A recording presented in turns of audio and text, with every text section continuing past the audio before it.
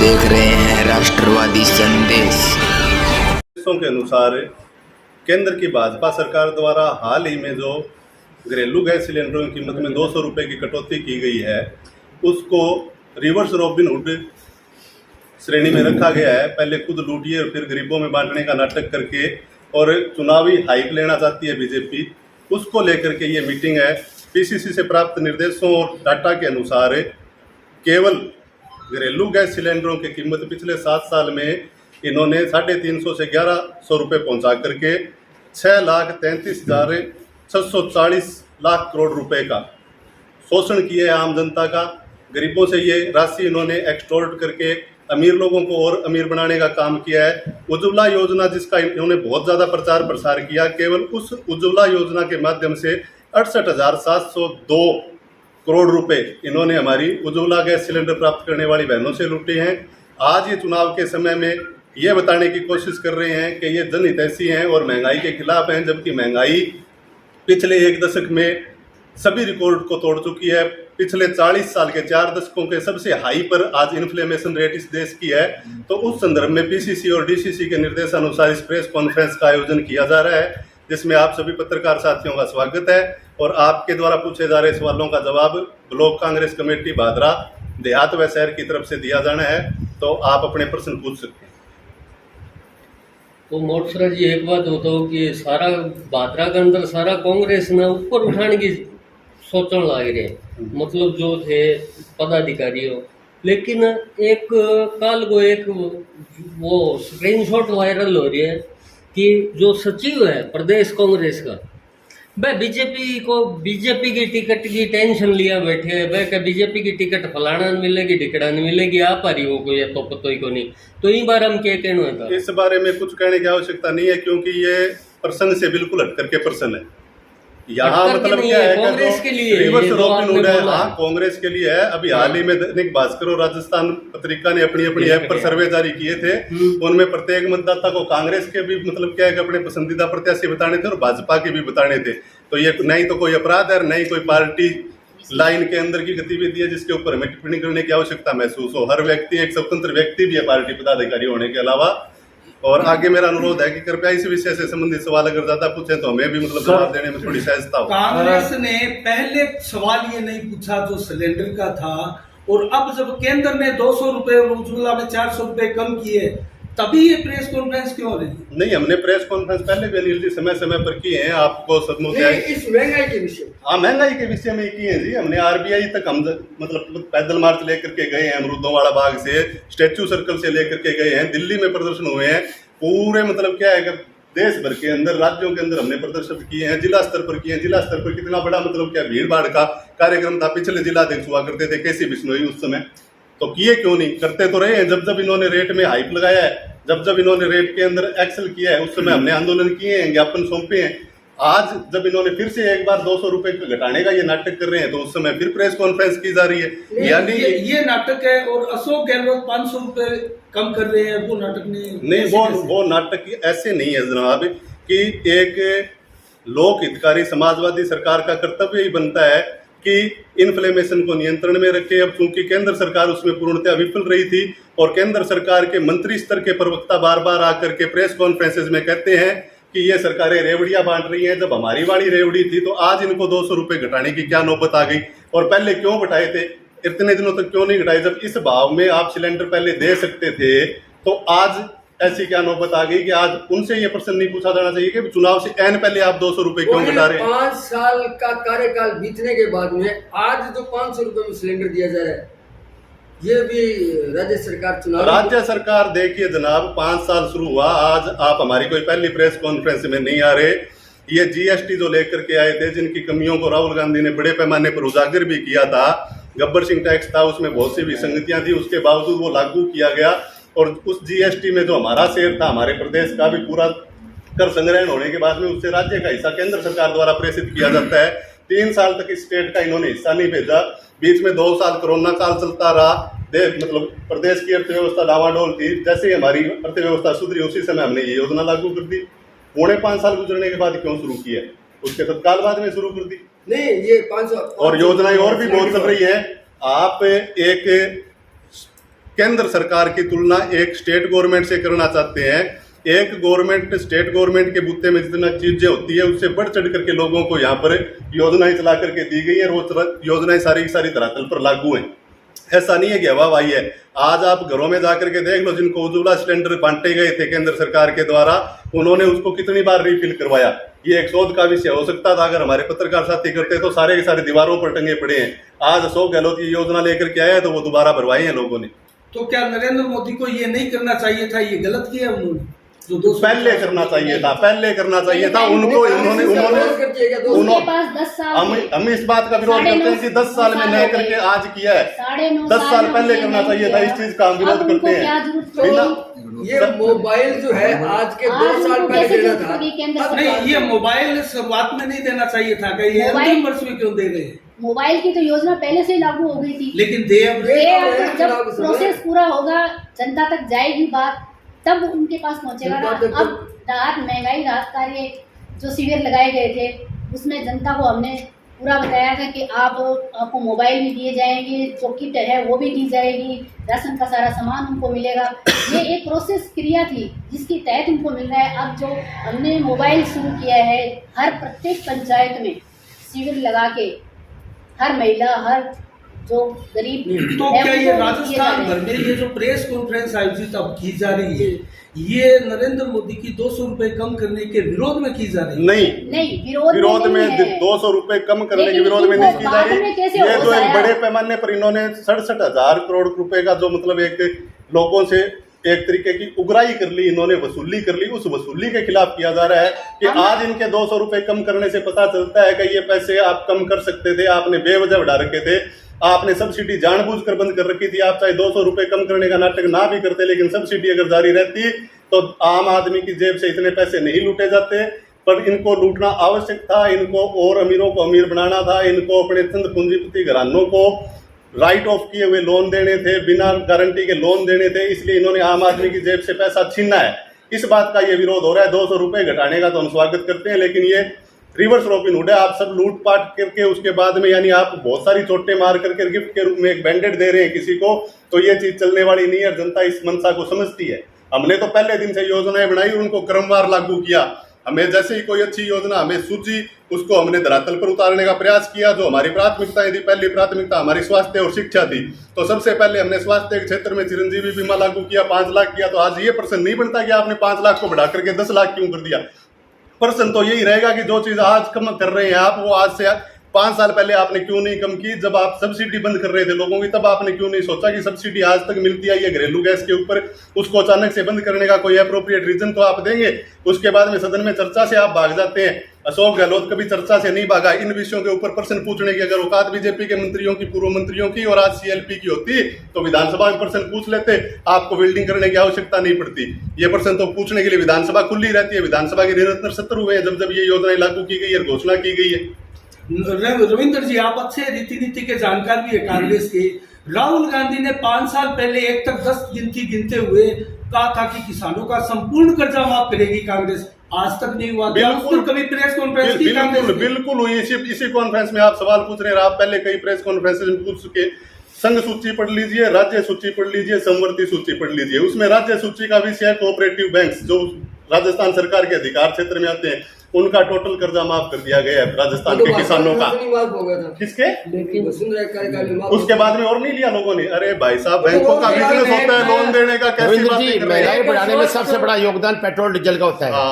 जब सिलेंडर में 200 रुपए कम कर दी, पेट्रोल डीजल क्रूड ऑयल काफी सस्ता हो गया, उसके बाद पेट्रोल डीजल में 1 भी रुपया कम नहीं किया। इस पे क्या कहना चाहोगे आप? क्योंकि इन्होंने रिफाइनिंग का ज्यादातर काम अडानी एनर्जीज को दे दिया है, अडानी पेट्रोलियम को दे दिया है। वो उसमें एक बड़ी राशि कमा करके रिजर्व करना चाहते हैं, वहां से ये रिफाइन होकर के आता है। तो इनका जो प्रोसेसिंग चार्ज है ना, जो इसको पेट्रोलियम क्रूड फॉर्म में आता है, उसके बाद में उससे डीजल, पेट्रोल और गैसेज अलग अलग होती हैं, तो उसकी प्रोसेसिंग जो है, उस प्रोसेसिंग को इन्होंने महंगा बढ़ा रखा है। और उसके बाद में एक बड़ा लाभ देने के बाद में उन कंपनीज को, उसके बाद में ये आम आदमी की जेब तक पहुंचाते हैं। और उसमें भी इनका तुर्रा ये है कि राज्य सरकारें इस पे वैट नहीं घटा रही, इसलिए ये महंगा है। जबकि ये एब इनिशियो स्टार्टिंग से ये खुद महंगा करके बेच रहे हैं। एक स्वस्थ लोकतंत्र में ये कहाँ तक जायज है कि कुछ भी फ्री बांटे और कुछ भी फ्री बांटे, तो ये कितना औचित्यपूर्ण है? किसको कहते हैं आप फ्री? फ्री की क्या परिभाषा है? मोबाइल बंट रहे हैं यहाँ पे और चीजें फ्री बन रही किस है, चीज को कहते हैं? लोगों के मुंह क्या लगा रहे हैं फिर ये? लोगों के मुंह नहीं, क्या किसी पर एहसान नहीं कर रहे? ये लोकतांत्रिक, समाजवादी, धर्मनिरपेक्ष, लोकतांत्रिक सरकार है जिसमें अधिकार है नागरिकों के कि उनको निशुल्क शिक्षा, निशुल्क स्वास्थ्य दिया जाए, वो देने का काम कर रहे हैं। हाँ। मोबाइल फोन देना, मोबाइल फोन भी निशुल्क नहीं है, जनता के पैसों के सर्कुलेशन से स्टेट और केंद्र सरकारें चलती हैं। इंक्लूसिव ऑफ ऑल टैक्सेस खरीदते हैं आप, आपने ये खरीद रखा है, इसके ऊपर पढ़ के देख लो, आपने भी टैक्स दे दिया। आपके मन में ये भ्रांति होगी कि आपने आज तक कभी टैक्स चुकता नहीं किया है, फ्री में कभी किसी को कुछ नहीं दिया जाता। ये अलग बात है कि सरकारें आपसे टैक्स लेकर भी उसको सभा जाती है। टैक्स की बात चल रही है, सुविधा मिल रही है, अच्छी बात है। राजस्थान के अलावा हरियाणा, पंजाब और अन्य हमारे आसपास की स्टेटें हैं, वहाँ टैक्स पेट्रोल डीजल पे कम है और यहाँ महंगा हो रहा है। वहाँ लीड कम है, वहाँ लीड कम है। आप इस प्रक्रिया को समझिए, जिस प्रकार से पोर्ट होते हैं उसी प्रकार से ड्राई पोर्ट होते हैं, उसी प्रकार से पेट्रोलियम के पोर्ट्स होते हैं। अलग अलग पोर्ट्स पर से 33% टैक्स है जी नहीं, यहाँ पर केवल 23% टैक्स है। और हरियाणा में? हरियाणा के अंदर मुझे नहीं पता, आप पता कीजिए, आप पत्रकार है। डीजल तो हरियाणा में सस्ता मिलता है, वो भी तो कुछ हरियाणा में सस्ता मिलता है, तो इसी में किसमें किसी सरकार की बहादुरी नहीं है। यहाँ जब कांग्रेस की सरकार 10 साल रही हुड्डा साहब की, तब भी राजस्थान की तुलना में पंजाब, हरियाणा में पेट्रोल सस्ता होता था। पंजाब में अमरिंदर सिंह था, इन्होंने कोई उपलब्धि अर्जित नहीं कर रखी। अरे मेरे बंधु, पत्रकार बंधु, आपको यह समझना पड़ेगा कि पेट्रोलियम के रेट स्टेट कोई बहुत ज्यादा ऊपर नीचे नहीं कर सकती। देखो स्टेट का अलग अलग टैक्स है, अलग अलग टैक्स है, तो हरियाणा की तुलना में राजस्थान में कहीं ना कहीं 19 कम मिलेगा। यहाँ बीजेपी के बाद में हरियाणा से बड़ा हमारा राजस्थान है। राजस्थान की आप जनसंख्या देखिए, उसका क्षेत्रफल देखिए, उसके आधार बढ़ा दो, उसके आधार से चल रहा है। किसने बढ़ा दिया? अरे वसुंधरा की सरकार की तुलना में टैक्स कम है फिलहाल। तो उतना है राजस्थान में वसुंधरा सरकार की तुलना में अब फिलहाल गहलोत सरकार में वैट कम है। और दूसरी बात मैं आपको फिर बता दूं, आपको ये प्रश्न बार बार दोबारा कहीं पूछ के नहीं पूछना पड़ेगा, बार बार कहीं पूछ के आपको समय खराब नहीं करना पड़ेगा। VAT is equal to value added tax, यानी कंप्लीट वैल्यू के ऊपर लगता है, जो वैल्यू केंद्र से ही बढ़ के आ रही है। आप पूरे हिंदुस्तान में एक फिक्स कर दीजिए, जिस तरह से आप बिठा रहे हो संसद में। इसको जीएसटी के दायरे में क्यों नहीं लेती केंद्र सरकार? विधानसभा का चुनाव इसको जीएसटी के दायरे में क्यों नहीं लेती? पूरे राजस्थान को ये चौंतले करने की नौबत ही नहीं आई है। आप इसको जीएसटी के दायरे में ले लीजिए, हम तो मांग करते हैं। ये पूरे प्रदेश नहीं, पूरे हिंदुस्तान में एक कर दे। आपको ये बात पता है क्या, गंगानगर से भादरा में पेट्रोल सस्ता है? पता है आपको इस बात का? मैं बता रहा हूँ, गंगानगर से भादरा में पेट्रोल सस्ता है। इसकी वजह होती है लीड, दूरी के हिसाब से, जो दूरी के हिसाब से फर्क पड़ता है। टैक्सेशन है, वैल्यू एडेड टैक्स लगेगा तो कुल कीमत पर लगेगा। क्रूड ऑयल की कीमत प्लस में प्रोसेसिंग कीमत प्लस में विपणन कीमतें, उसके ऊपर आके स्टेट की सरकार कहीं ना कहीं वैट लगाएगी। तो आप वो चीजें कम कर दीजिए ना। ये क्या प्रणाली चलाई है कि 2014 से पहले पेट्रोलियम की महंगाई के लिए केंद्र सरकार जिम्मेवार हुआ करती थी, और आज आप राजस्थान सरकार को जिम्मेवार है। इस महंगाई पर, इस डीजल तेल की जो कीमतें बढ़ी हुई है, उस पर पूरी जो केंद्र की सरकार है वो निर्भर है। अगर चाहे केंद्र सरकार तो पूरे हिंदुस्तान में पूरी ये जो डीजल तेल और महंगाई पर कंट्रोल कर सकती है। हम कहते हैं एक आप लाइन का प्रस्ताव भेज दीजिए पूरे हिंदुस्तान में कि ये डीजल और पेट्रोल की कीमतें हमने कम कर दी है। जिस तरह से ये 200 रुपए 250 रुपए ये कम कर रहे हैं सिलेंडर, आज इनको क्यों जरूरत पड़ी? इन चीजों को कम करने की जरूरत क्यों पड़ी? 9.5 साल निकल गए, अब ये नींद में से उठे हैं। अब उठ करके जग करके ये कभी तो परिवर्तन रैली निकाल रहे हैं, कभी जन आक्रोश निकाल रहे हैं। तो इसका मतलब क्या है? आप पहले ही जाग जाते, आप परिवर्तन पहले ही कर देते। 9.5 साल आपने इतना इंतजार क्यों किया? जनता तो वहीं की थी, वहीं बैठी थी। आपने ऐसा कदम पहले क्यों नहीं उठाया? अब जाके जब लास्ट के 2 महीने रह गए जी, एक बात और बताओ, जनता पूछने लग रही है, मैं को नहीं, मतलब कमेंट आ रहा है कि कांग्रेस की टिकट को कह रहे हो क्यों? जनता मन में टिकट के लिए हम आपसे कहना चाहते हैं कि अभी पर्यवेक्षक आके गए हैं, पर्यवेक्षण में सबने अपना अपना जो बायोडेटा दिया है, अब वो हमारे हाईकमान के पास जाएगा। तब तक हमें इंतजार करना पड़ेगा। कांग्रेस की टिकट भादरा में लाजमी आएगी, इसको कोई रोक नहीं सकता।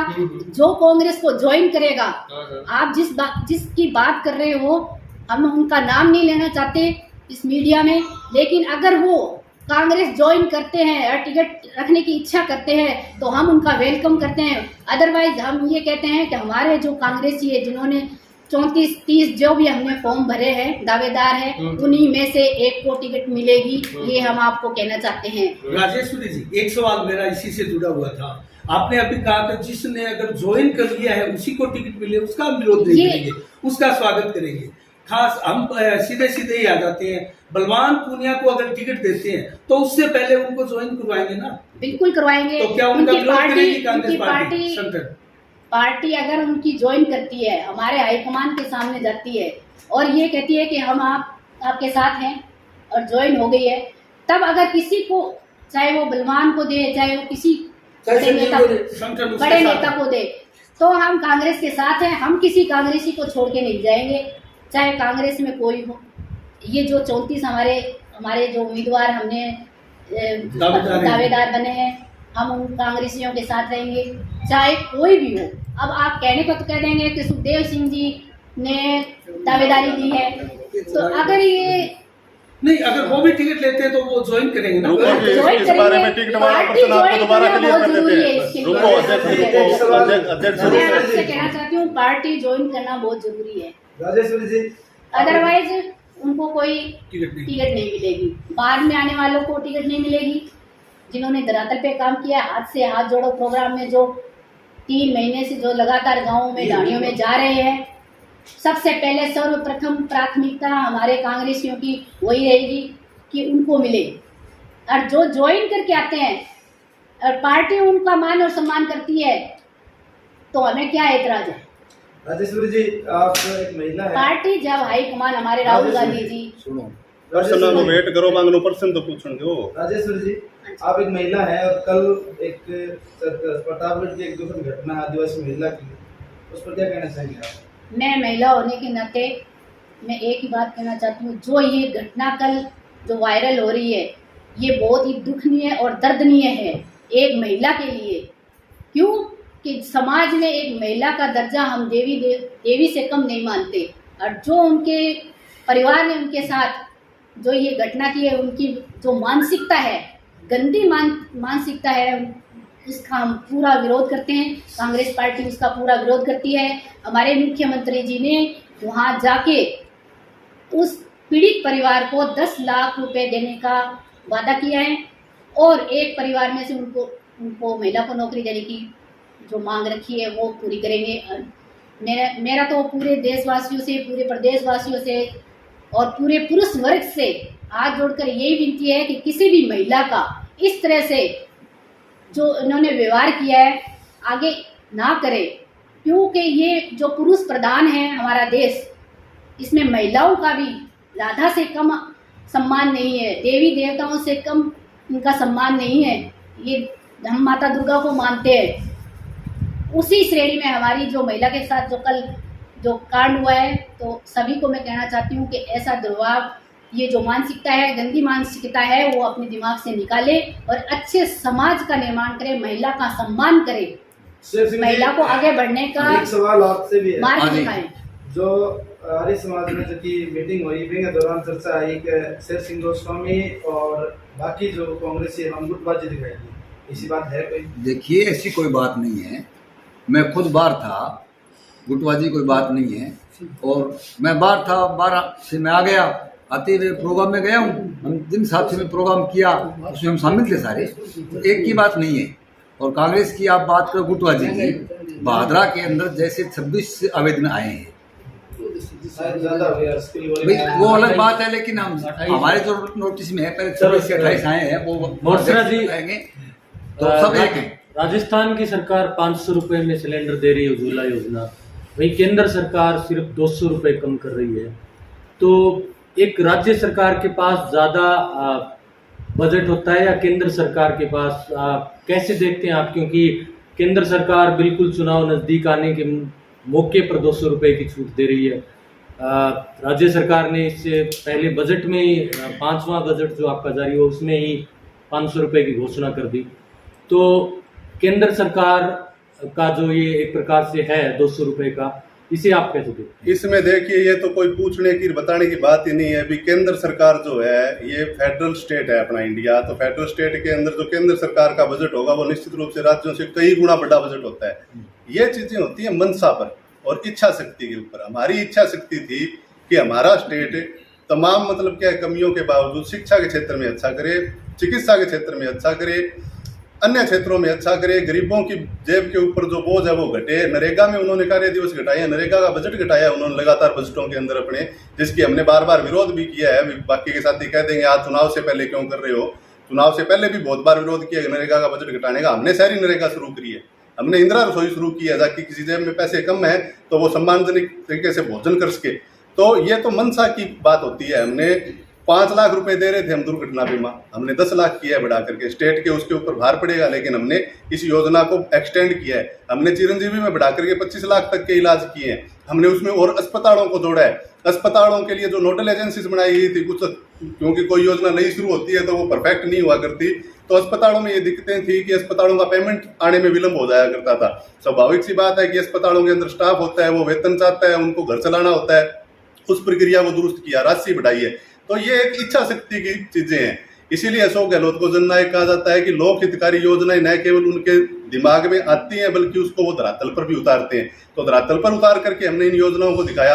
अब आराम से मतलब क्या है कि जो खाद्य सुरक्षा के हमारे परिवार हैं उनको उनका गेहूं मिल रहा था, सब कुछ मिल रहा था, लेकिन उसके दिमाग में फिर विचार आता है कि कहीं ना कहीं तेल महंगा हुआ है। पिछले दिनों खाद्य तेल बहुत महंगे हो गए थे देश के अंदर, दालें महंगी हो गई थी, तो एक अन्नपूर्णा किट हमने उसके अंदर डाली है। कोई नहीं कहने वाला था हमसे कि आप इस कणक के अंदर ये किट क्यों नहीं डाल रहे, पता ही नहीं था लोगों को इस प्रकार की सुविधा दी जा सकती है। आज वो अन्नपूर्णा किटें बन रही हैं, उसके अंदर मसाले मिल रहे हैं, तेल मिल रहा है, सारी चीजें मिल रही हैं। तो इस प्रकार की योजनाएं करने के लिए इच्छा शक्ति की आवश्यकता होती है। बजट तो जुट जाता है कि आज तक मैंने देखा नहीं, 20 साल तो मेरे को देखते पॉलिटिकली देखते हो गए, उससे पहले मैं विद्यार्थी रूप में अर्थशास्त्र को मैंने पढ़ा, मैंने आज तक नहीं देखा कि इस देश के अंदर घाटे का बजट पेश नहीं हुआ हो या किसी स्टेट के अंदर घाटे का बजट पेश नहीं हुआ हो।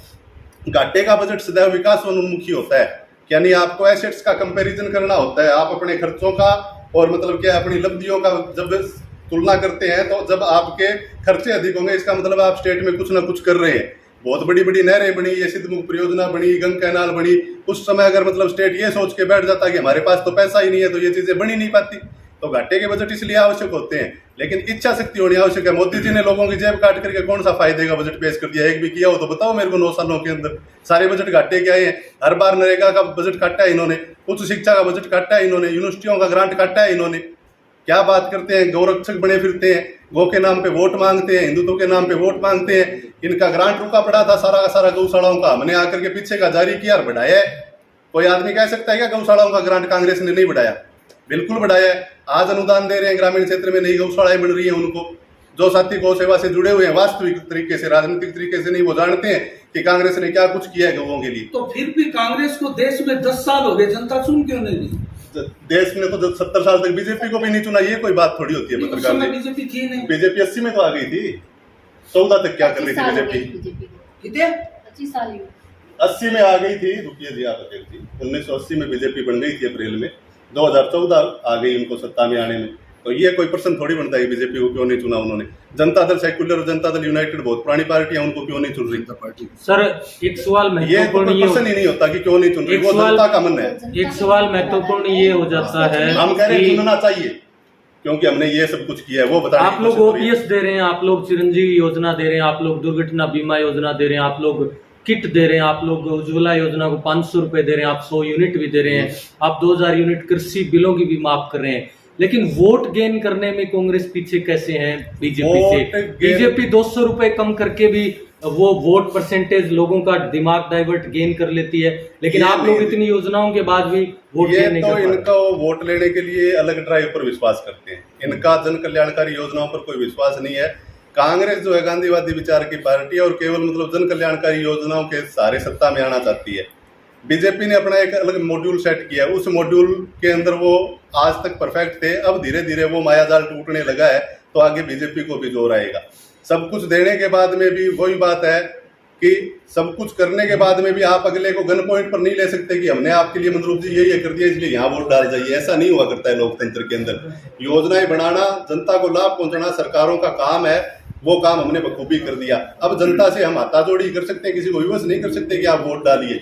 बीजेपी कौन सा मॉड्यूल चुनती है वो किसी से छुपा हुआ नहीं है, इनकी पीआर एजेंसी आज किसी से छुपी नहीं हुई है। अमित मालवीय क्या काम करता है वो किसी से छुपा हुआ नहीं है, वो कैसे सारा का सारा मतलब उनका चैनल काम करता है वो अब किसी से छुपा नहीं हुआ है, तो आगे इनको जोराना शुरू हो जाएगा। तो क्या आप ये कहना चाहते हैं कि गांधीवादी विचारधारा देश में धीरे धीरे कम हो रही है या खत्म हो रही है? गांधीवादी विचारधारा तो कभी खत्म नहीं होगी, लेकिन गांधीवादी तौर तरीकों से काम करना सबके लिए कहाँ आवश्यक है। वर्तमान की जो सत्तारूढ़ पार्टी है वो गांधीवाद में उतना विश्वास नहीं रखती जितना कांग्रेस रखती है, तो स्वाभाविक सी बात है कि वो उससे भिन्न कार्य करेंगे। एक आपके सवाल से एक जवाब से एक सवाल निकला है कि जो ये अपनी सरकार ने बजट दिया मार्च में फरवरी में, ठीक है, और अभी सेंट्रल गवर्नमेंट ने जो 200 रुपये कम किए हैं, तो दोनों की तुलना करें तो 8-9 महीने तब रहे थे चुनाव के, और 8-9 महीने ही लोकसभा के चुनाव के रहे हैं अब जब केंद्र सरकार ने 200 रुपये कम किए हैं। तो आप ये आरोप कैसे लगा सकते हो कि चुनाव के पास में आके वो वाला काम कर दिए? चुनाव नहीं आ गए क्या पास? हमने तो फिर स्टेट गवर्नमेंट ने क्या किया ये तो मैं बता रहा हूँ। 8-9 महीने तो वही थे, 8-9 महीने आरोप क्या है? 8-9 महीने आरोप क्या है इसमें? राजेश्वरी जी मेरे को जवाब देने दीजिए, थोड़ा क्रिटिकल पर्सन है। ये मतलब क्या है कि आप ये बताइए कि कंटिन्यूएशन में योजनाएं नहीं आई क्या? अभी कांग्रेस सरकार का कौन सा बजट था जो योजनाओं से रहित था? उसी क्रम में हमने जो प्राथमिकताओं में योजनाएं हम चाहते थे कि चिकित्सा के क्षेत्र में पहले काम हो, इसलिए हमने पहले चिकित्सा से जुड़ी योजनाएं लेकर के आए। उसके बाद हम शिक्षा चाहते तो हम महात्मा गांधी स्कूल लेकर के आए। उसके बाद में हमें लगा कि मतलब क्या है कि सिलेंडर भी लोगों को नहीं मिल पा रहे हैं ढंग से, तो हम सिलेंडर के लिए योजनाएं ले आए। तो योजनाएं हम तो क्रमवाइज चला रहे हैं। चुनाव की उसमें क्या, हमारी तो पहले बजट से ही लेकर के चलते रही है। आप 2 कोरोना वाले बजट छोड़ दीजिए, उसके अलावा मतलब क्या कंटिन्यू देख लीजिए बजट। इन्होंने पूरे मतलब क्या अपने 9 बजट ऐसे निकाल दिए जिसमें हर बार इन्होंने कुछ ना कुछ बढ़ाने की बात बताई, और आज पहली बार बिना किसी बजट 70 के और 200 रुपए घटा रहे हैं। यानी ये एक कलम से होने वाला काम था, ये इन्होंने पहले क्यों नहीं किया? इस चीज का आरोप लग रहा है। 500 रुपए में गैस सिलेंडर दे रहे हैं, बहुत अच्छी बात है, लेकिन सिर्फ उन्हीं लोगों को गैस सिलेंडर दिए जा रहे हैं जो उज्ज्वला योजना में, बाकी 80% से अधिक लोगों को न तो गैस सिलेंडर दिया जा रहा है, कोई सुविधा नहीं मिली है। उसके बारे में आपका महंगाई, उनको महंगाई नहीं है क्या? जो आम जन को तो महंगाई नियंत्रित करना है भगवान, इसीलिए तो ये प्रेस कॉन्फ्रेंस हो रही है। हमने तो उसमें कुछ ना कुछ राहत दी है। इन्फ्लेमेशन रेट कंट्रोल करने का काम किसका है? देश की जीडीपी कौन नियंत्रित, किसके नियंत्रण में होती है और उसकी वाहवाहियां कौन लेता है जब वो जीडीपी बढ़ती है? तो इन्फ्लेमेशन नियंत्रित करने का काम आज राज्य सरकार को सौंप दिया क्या आपने? महंगाई नियंत्रित करने का काम राज्य सरकार का होता है क्या? आप ये बताइए। हम तो कुछ ना कुछ दे रहे हैं, जनाब, और बुत्ते से बाहर जाकर के दे रहे हैं, अधिकारिता से। किन्हीं लोगों को तो दे रहे हैं, आप सब लोगों से ले रही है आपकी बीजेपी सरकार है। किसी लोगों अरे तो आप ये इतने सारे पर्सन, कभी आपको बीजेपी का कोई नेता मिला ही नहीं क्या? आप उनसे पूछते क्यों नहीं कि केंद्र के स्तर पर कहाँ पूछते हैं? हम तो जितने लोगों को पूछते हैं आपसे कि बीजेपी के समय में चकबंदी सर्वे शुरू हो गया था सिद्धमुख नहर का, लेकिन कांग्रेस सरकार के समय में एक कदम भी आगे नहीं बढ़ पाया। इसके पीछे क्या कारण? कौन सी नहर में?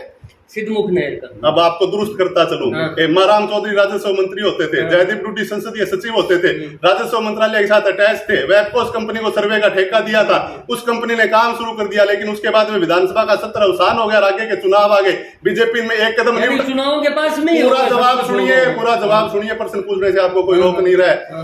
अब बाकायदा उपनिवेशन का एक कार्यालय है आपकी तहसील परिसर के अंदर, और वो चकबंदी मुरबाबंदी का ही कार्य करते हैं। कौन से गांव में रहते हो पत्रकार जी आप कह रहे हैं आगे नहीं बढ़े, और उसी के अनुसार मेघाना माइनर के खाड़े बन रहे हैं। क्या बात कर रहे हो आप? नुआ में कनाऊ में आप कहते हो एक कदम ही आगे नहीं बढ़े, हमने खाड़े ही बना दिए। खाड़ों के मुकदमे आ गए, लोग स्टे मांग रहे हैं कि हमारे खेतों के टुकड़े हो रहे हैं। क्या बात करते हो पत्रकार जी? अरे वो तो है, एक मिनट, खाड़े बन रहे हैं, अच्छी बात है। तो बिना चकबंदी सर्वे के बन रहे हैं बाराबंदी सर आपकी जो और भादरा शहर की हालात पर चर्चा करा पर थोड़ी सी। सीवर व्यवस्था और अस्त व्यस्त है बिल्कुल। नंबर 9 के अंदर भी कम देखिए लोग गरम पानी जाम लग रहे, तो शहर का हरदम प्रभार है, तो कठिन कठिन बात में दुरुस्त करना चाहूंगा। बिल्कुल, आज आपने ये प्रश्न मुझसे पहली बार पूछा किसी ने चलती कॉन्फ्रेंस के अंदर, और इस बात का मैं जवाब दूंगा ताकि सारे चैनलों के जितने भी दर्शक हैं उनके ये माइंड सेट क्लियर हो। क्या सबसे पहले सीवरेज आई थी केवल 8 वार्डों के लिए, और वो ही कच्ची बस्ती में लेकर के आए थे जिसमें हमने 90-90 हजार के मकान बांटे थे। वो फर्म आने के बाद में अपना काम निपटा करके चली गई। वो छोटे स्केल की सीवरेज थी, उसका काम बिल्कुल दुरुस्त हुआ। आज भी उनके अगर चैम्बर आप हटाते हैं तो इनको बहुत जोर आता है नई सीवरेज कंपनी वालों को। उसके बाद में वो टेन्योर लगभग पूरा हो गया, तब हाजी जी वहां डीएलबी में अपनी मतलब क्या है प्रभाव का इस्तेमाल करके पूरे शहर के लिए सीवरेज ले आए। वो काम शुरू हुआ, करते करते बीजेपी की सरकार आ गई। बीजेपी की सरकार, बीजेपी की मोंटे कार्लो, बीजेपी का लेना, बीजेपी का देना, 70% काम सीवरेज का बीजेपी के कार्यकाल में पूरा हुआ। और आज रोजाना ये गुलशन भाई ये सुरंग दिखाते हैं, ये सुरंग किस वजह से हुई आपको पता है? कोई भी ठेकेदार से आप पूछ लेना, सबसे ज्यादा पैसे पक्के काम में नहीं कच्चे काम में बचते हैं। ये पाइपलाइन डालने के लिए जो खोदे गए थे तो होनी चाहिए थी कंपीटिंग कोरी रेत से, इन्होंने क्या किया कि पाइप से कुछ जगह तो रुकी गई, वही मिट्टी वहीं डाल दी, वो आज धस रही है। इस वजह से ये सुरंगें बीजेपी की देन है। कनेक्शन देने से पहले हम भर ही रहे हैं रोजाना, नित नहीं भर रहे हैं, हम तो नित नहीं भर रहे हैं भाई साहब, हम तो भरते ही है। रात ही इस साथी के चैनल से आया है कि रात को लेकर के जाते हैं ग्रिड डेडिकेशन, तो देखो भाई साहब रात को भर रहे हैं हम तो। दिन की क्या बात करते हो आप, रातों में भरते हैं ये। आज जब भरी जाती है कांग्रेस के इस शासनकाल में तो 2 दिन बाद में फिर वहां गड्ढा, तो इस प्रकार बढ़ रहे हैं क्या? तो ये कॉम्पैक्टिंग तो रेल से आपने पूरे शहर को खोखला कर दिया पिछले 5 सालों में। पिछली 5 साल की चेक होती है पहले सीवर लाइन में, अगर हम कनेक्शन करेंगे ना घर घर तो चेक करना पड़ेगा। गड्ढे आज तक चेक किए बिना कांग्रेस भर रही है उन गड्ढों को खोदने में।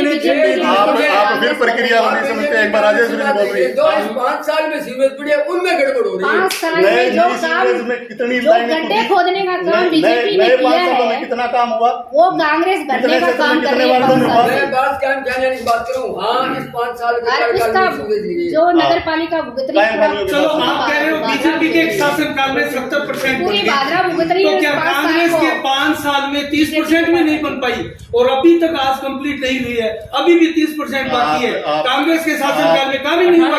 काम हुआ है जवाब देंगे, अब जवाब लें आप, आपने प्रश्न पूछ लिया, अब आप जवाब ले। यानी स्ट्रक्चर खड़ी हो जाती है मकानों की, मकान पर ही ले लो आप, उसके बाद में उसमें जो करने का लास्ट का 10% काम रहता है वो सबसे ज्यादा समय लेता है। अब इसकी होनी है फिनिशिंग सारी की सारी, इसकी होनी है रीबैलेंसिंग सारी की। आपने लोहे के बहुत बड़े बड़े वो देखे होंगे, वो चैम्बर्स हैं जहां से वो मतलब डाइवर्ट होना है सारा सिस्टम, ये सारी की सारी प्रक्रिया चल रही है। इसी दौरान आपके पीछे की कॉम्पैक्टिंग प्रॉपर नहीं होने की वजह से वो गलियां धस रही है, बराबर में अनेकों काम चल रहे हैं। ये सुरंगें क्यों उजागर हो रही है आपको पता है? क्योंकि इन 5 सालों में हर जगह सड़क बनाने का प्रयास किया गया है, और वो सड़कें जब नहीं बनाते हैं उनके दबाव से वो धसती है, उसके ऊपर नए साधन गुजरते हैं तो वो धसने की कार्रवाई होती है। पहले वाली खड़ंजा के साथ तो वो सेट ही थी, उसके साथ लॉकिंग के अंदर थी तो क्या ये समझदारी है जब सड़कें धस रही है, आपको पता है, उसके बावजूद भी जनता के पैसे की बर्बादी हो? हमें क्या पता है, जब धस जाती है तब हमें पता होता है ना। जैसे इस साथी ने गुलशन ने एक मुद्दा उठाया था नगर पालिका के सामने का, हमने उसको तत्काल गंभीरता से लिया, तत्काल, और उसी समय मेरी गुलशन के साथ बात भी हो रही थी शायद इसी विषय में, लेकिन मैं खुद उस विषय में वहां नगर पालिका में खड़ा हुआ था भी आप ये पुली बनवाइए, ये सारा करिए, तो कह के काम करवाया जाता है। उसके बाद में 15 दिन लगातार लग के उस समस्या को दुरुस्त किया गया, जहां समस्या आती है वहां उसको दुरुस्त किया गया। पहले नहीं दिखी, जब पत्रकारों ने दिखाया तभी दिखी, तो पहले नहीं। तो पत्रकार क्या करना चाहते हैं? आप आगे से घर रहना शुरू करेंगे क्या? आप आगे से घर रहना शुरू कर रहे हैं क्या? पत्रकारों का काम दिखाना, बीजेपी के टाइम में कहाँ चले गए थे? आप भाजपा के टाइम में कहाँ चले गए थे? 5 साल पहले आप कहाँ चले गए थे? 5 साल पहले जब ये काम चल रहा था तब आप कहाँ चले गए? सिंचाई का तो पानी की किल्लत है। राजेंद्र भाई, इसका बहुत शॉर्ट एंड स्वीट जवाब है। 100 करोड़ के टेंडर लग गए, पूरे शहर के अंदर नई पाइपलाइन गिर रही है, आगे से आपको मतलब ऐसा गंदा पानी देखने को नहीं मिलेगा। वो पाइपलाइन बहुत पुरानी थी, पहले मैं बताता हूँ, हर चीज क्रम वाइज होती है, शहर जोनों में बंटा हुआ है। आप कभी नगर पालिका में जाके चेक करेंगे, सर्वप्रथम जो ओवरहेड टैंक बना वो हमारे जोड़पुराबास बिहारीपुराबास की मतलब कल्याण भूमि में बना, उससे नए पाइपलाइनों से हमारा कनेक्शन हुआ, हमारे 6 वार्डों में बिल्कुल साफ पानी आता है। इधर वाले शहर में प्रभावित थी, मेरे को शहर के अनेकों नागरिकों ने बताया, हम उसके लिए बार बार बात करते रहे। 100 करोड़ रुपए का बजट मतलब स्वीकृत हो गया है, एक्शन की पोस्ट स्वीकृत हो गई है, और उसके टेंडर भी लग चुके हैं। पाइपलाइन डालने का काम शुरू है, बोर्डिंग से लेकर के मूर्ति चौक तक डाली थी, आपके अगर नजर में आई हो तो। इसी प्रकार जल्दी ये सारे के सारे में डल जाएगी, और इस गंदे पानी की समस्या से और खारे पानी की समस्या से भी छुटकारा मिलेगा। क्योंकि जोगीवाड़ा में बड़ा जो प्लांट बन रहा है, 15 दिन इधर की सप्लाई, 15 दिन की इधर सप्लाई, न गंदा पानी पीना पड़ेगा न खारा पानी पीना पड़ेगा। सिंचाई पानी के लिए क्या कहना? सिंचाई पानी के लिए जिसके लिए जगह जगह पे धरना प्रदर्शन हो रहे हैं, सिंचाई पानी के बहुत लिए जी, हाँ जी प्लांट शुरू हो गया क्या बनना? टेंडर हुए अभी टेंडर तो अभी जस्ट टेंडर नहीं टेंडर तो संजीव बेनीवाल के कार्यकाल में हुए थे। हाँ संजीव बेनीवाल वाले में हमारे वाले में अंतर है, हमारे वाला बदला ही बाद में। हाँ संजीव बेनीवाल के कई टेंडर होने के बाद बदल हो गया था वो एक अलग बात है। सिंचाई पानी हाँ, तो धरने प्रदर्शन हो रहे हैं जगह जगह। सिंचाई पानी इस क्षेत्र की एक समस्या है। हमारे पास सिद्धमुख प्रणाली और अमर सिंह प्रणाली दो नहरें हैं, दोनों ही नहरों का पानी पर्याप्त पीछे से नहीं आ रहा है। उसके लिए सचिव स्तरीय वार्ताएं हो चुकी हैं, उसके लिए गठित कमेटियों की आपसी में चर्चाएं हो चुकी हैं, लेकिन हर सरकार की प्राथमिक जवाबदेही अपनी सरकार के प्रति होती है। पंजाब हरियाणा में लोग इन बातों के ऊपर चुनाव लड़ते हैं कि हम राजस्थान वालों को पानी नहीं देंगे। वर्तमान में बीजेपी की सरकार हरियाणा में है, आम आदमी पार्टी की सरकार पंजाब में है, कांग्रेस पार्टी की सरकार राजस्थान में है। तीनों सरकारों के सचिव स्तर की वार्ता हुई, उसमें सहमति बनी कि बीबीएम समझौते के अनुसार जल उस राज्य को मिलना चाहिए। वहां अगर छोड़ भी देते हैं तो बीच में एक बहुत बड़ी जो नहर हमारी आती है हरियाणा क्षेत्र से गुजर के, उसमें से बड़े स्केल पर पानी चोरी होती है। उसके बाद में आगे एक और समस्या आ गई कि हम जब भी उन मीटिंगों के अंदर मतलब क्या उसका एजेंडा तैयार करते हैं तो ये बात कहते हैं कि हमारा 550 क्यूसेक पानी दीजिए। सिद्धमुख नहर 1993 से 1996 के बीच में बनी।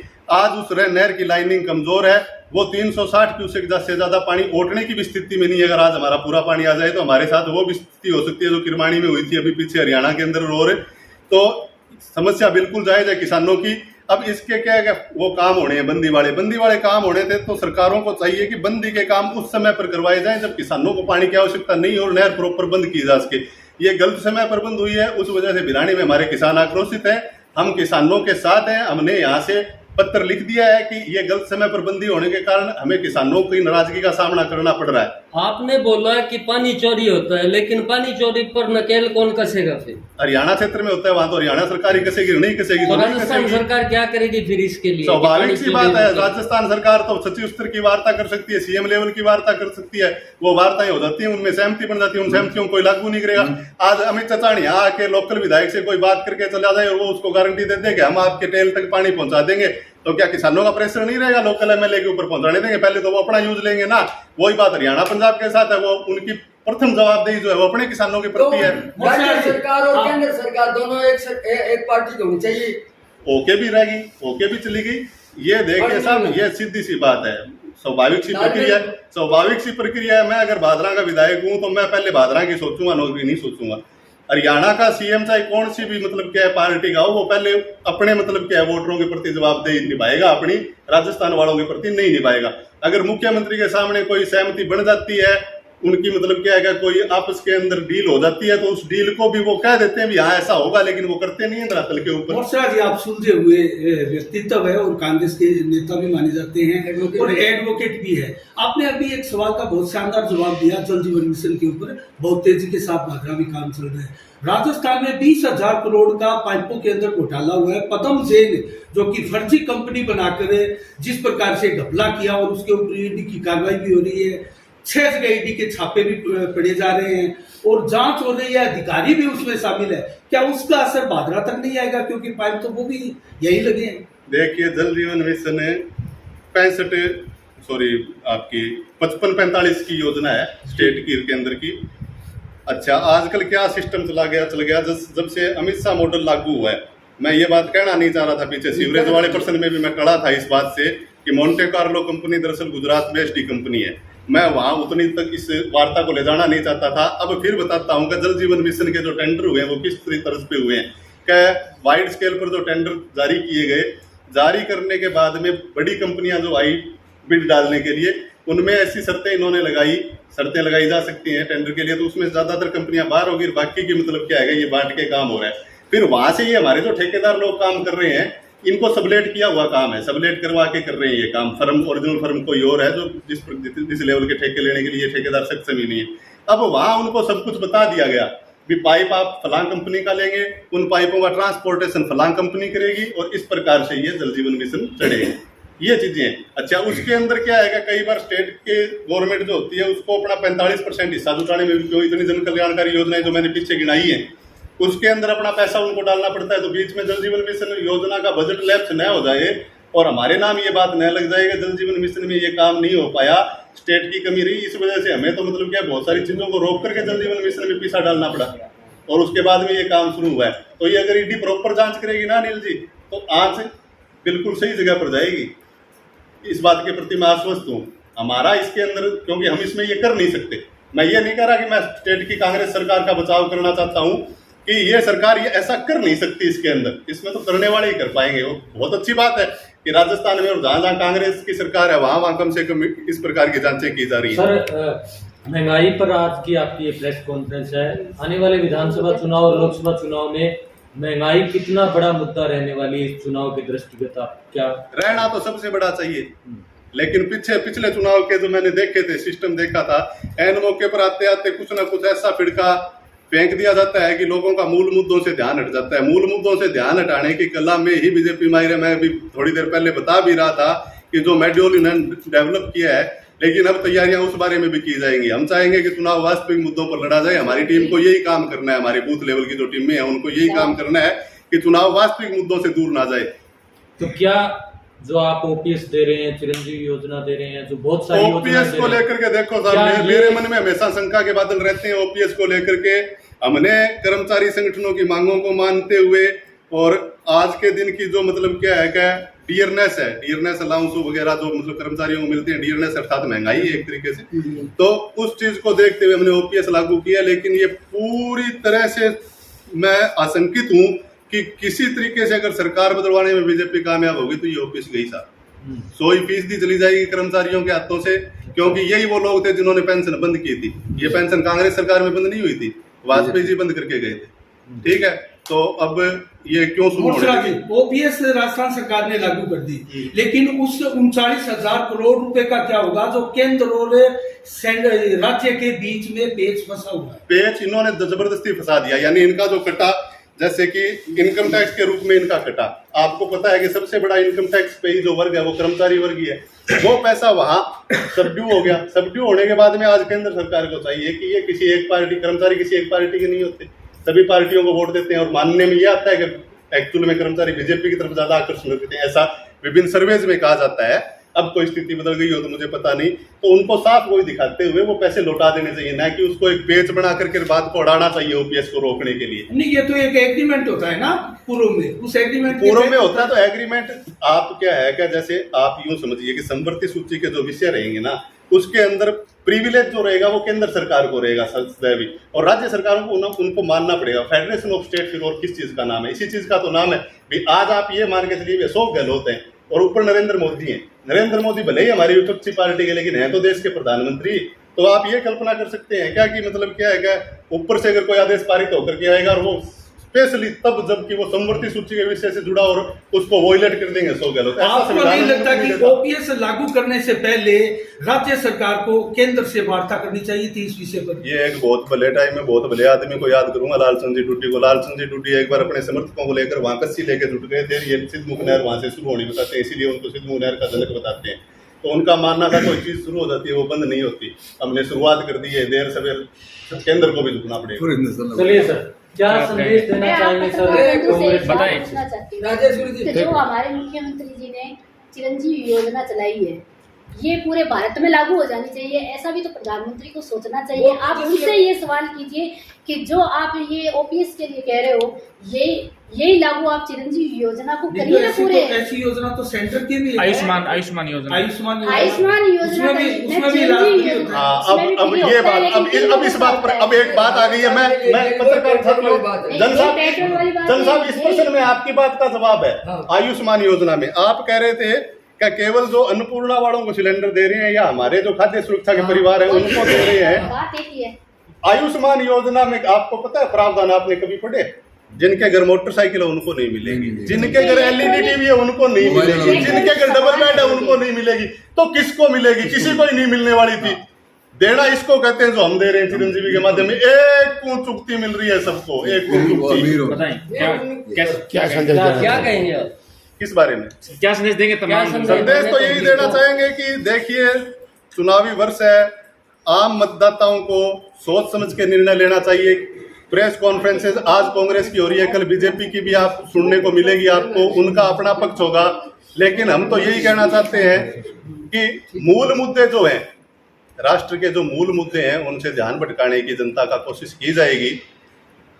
ये कुछ और सामने रख करके पीछे से कुछ और घटित कर देते हैं। इन चीज़ों को हालांकि अब देश की बड़ी पॉपुलेशन समझने लग गई है, लेकिन फिर भी और ज़्यादा समझने की आवश्यकता है। साथियों, देश चलेगा तो मुद्दे की बातों से आगे चलेगा, लोक कल्याणकारी नीतियों से आगे चलेगा।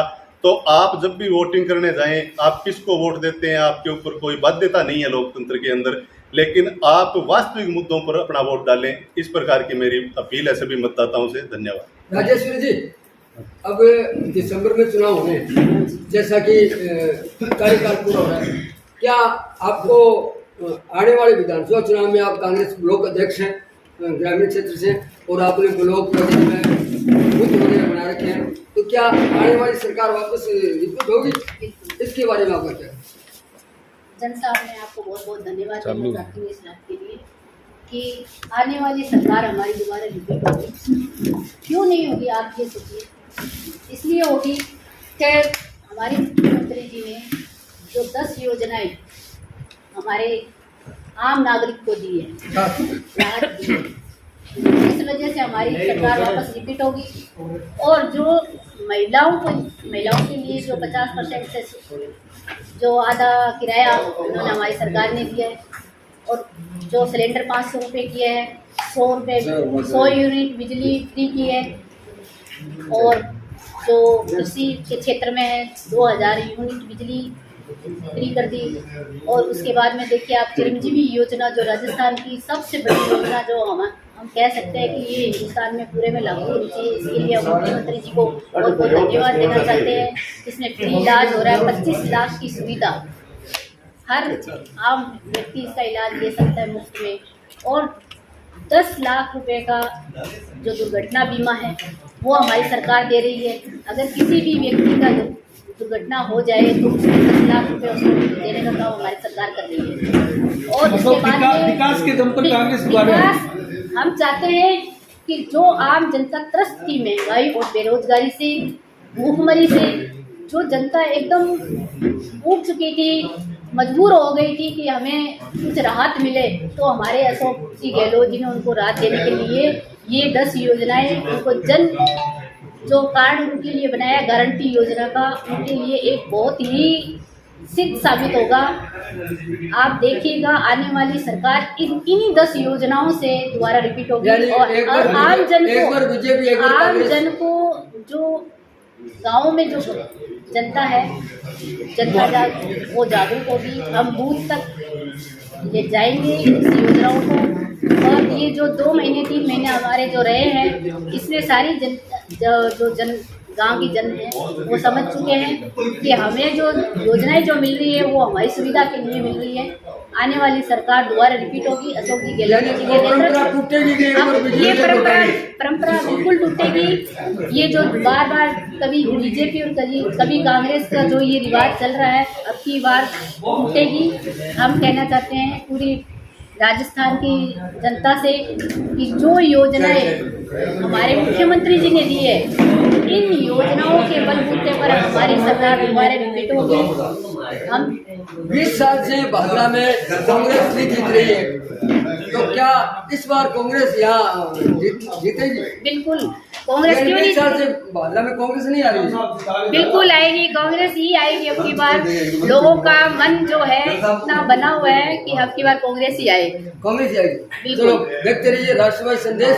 और अभी जो पुराने जो नेता है उनसे सारी मुद्दे को लेके आज जो ये प्रेस कॉन्फ्रेंस की है, उनमें ब्लॉक कांग्रेस ग्रामीण और शहर के दोनों ब्लॉक अध्यक्षों ने अपनी बात कही, महंगाई के विरुद्ध में कही, केंद्र सरकार की आलोचना करते हुए सारी बातें बताई और कहा कि सरकार रिपीट होगी और भादरा में कांग्रेस का 20 साल बाद में विधायक भी बनने की इन्होंने घोषणा की।